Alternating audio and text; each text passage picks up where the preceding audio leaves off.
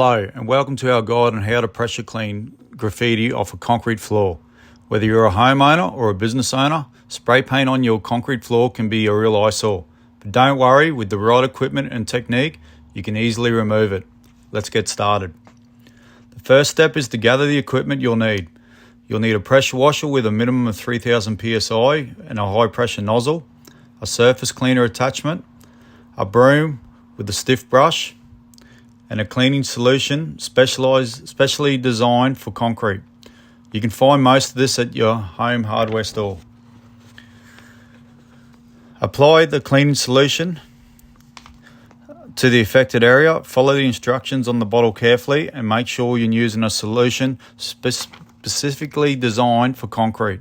Apply the solution generously and let it sit for a few minutes to penetrate the paint. Once the cleaning solution has had time to work, it's time to pressure clean the area. Attach the surface cleaner to your pressure washer, adjust the pressure and spray pattern as needed. Move the surface cleaner over the affected area in a back and forth motion, applying even pressure. If the paint doesn't come off right away, adjust the pressure or the angle of the spray until it does. After pressure clean the area, rinse it off with a garden hose to remove any remaining cleaning solution and debris. If the paint is still visible, repeat steps 3 and 4 until it is removed completely.